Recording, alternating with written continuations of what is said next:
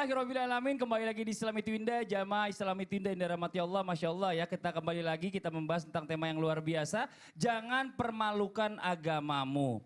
Nah, bicara masalah tentang Islam ini, tadi kita sudah bahas sebentar ya sama guru-guru kita, bicara masalah Islam ini adalah rahmatan lil alamin, jadi Islam itu jauh dari yang namanya seharusnya sifat bahkan pemaksaan. Bahkan Islam itu pun tidak melakukan pemaksaan kepada seseorang untuk memeluk agama Islam. Tadi kita mau bahas, cuma pakai bahasa Bugis mereka berdua. Gimana kalau pakai bahasa Indonesia Ustaz Syah, mohon izin. Tapi guru Ustaz Maulana, Ustaz Rahmat Ridwan, Musfadli, serta guru-guru kami melakukan Allah Subhanahu wa taala. Bismillahirrahmanirrahim. Alhamdulillahirabbil alamin. Wassalatu wassalamu ala asyrafil anbiya'i wal mursalin sayyidina Muhammadin wa ala alihi wa sahbihi ajma'in. Ba'da an aqul a'udzu billahi minasyaitonir rajim.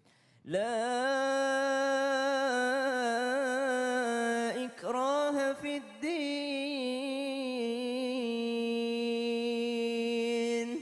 Kata Allah dalam surah Al-Baqarah, tidak ada paksaan dalam agama. Jadi tidak ada paksaan dalam beragama. Kenapa? Ada sambungan ayatnya. Qad tabayyana ar-rusydu minal ghayy. Karena kalau benar ya benar aja gitu. Orang yang pendosa, orang yang alim ditanya 1 tambah 1 berapa? Jawabnya sama, 2.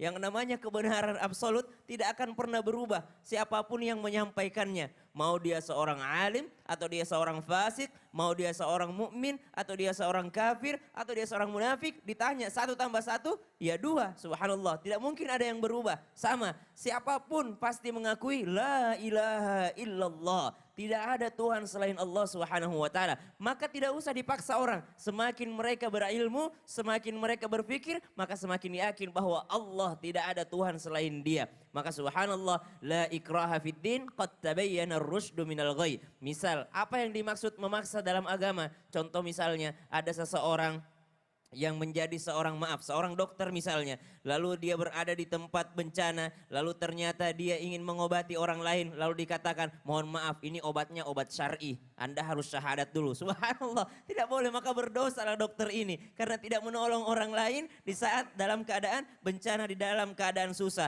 Atau misalnya ada orang yang misalnya kecelakaan, lalu dia mau ditolong, lalu ditanya dulu, agamamu apa? Tidak boleh demikian, maka kita sebagai muslim yang berdosa. Kalau engkau muslim saya tolong engkau, kalau kau tidak muslim saya tidak tolong engkau, maka ini adalah digolongkan berdosa dalam agama kita. Bahkan akhlak kita kepada orang di luar Islam harus diperbaiki karena memang tidak ada paksaan di dalam beragama. Ada seseorang yang misalnya mohon maaf meledakkan suatu bangunan, melakukan terorisme di sebuah jalanan, maka bertanya dia, apakah itu termasuk jihad fisabilillah? Maka subhanallah, jihad fisabilillah itu adalah berjuang di jalan Allah, bukan ngebom di jalanan. Subhanallah, maka ini adalah paksaan dalam agama dan tidak ada paksaan di dalam agama. Ada seseorang yang bertanya kepada gurunya setelah dia mengenal Islam, namun ternyata ketika dia mengenal Islam istrinya tidak ikut dengannya. Dia selalu berharap istrinya ikut sholat dengannya.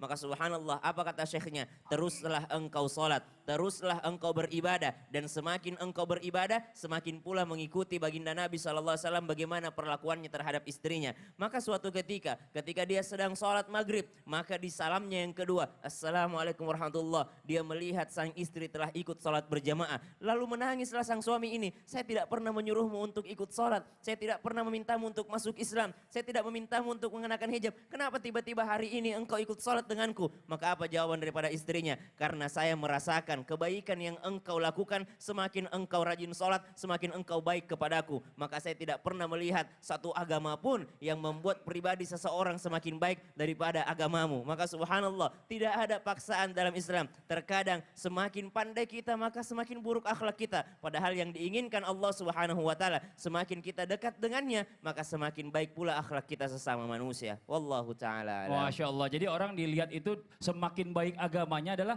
dengan semakin baik akhlaknya berarti harusnya ya. Makanya ada ungkapan itu, orang luar Islam tidak membaca Quran, orang luar Islam tidak membaca hadis, yang mereka baca adalah akhlak kita. Masya Allah, terima kasih banyak Ustaz Syah masa penjelasannya.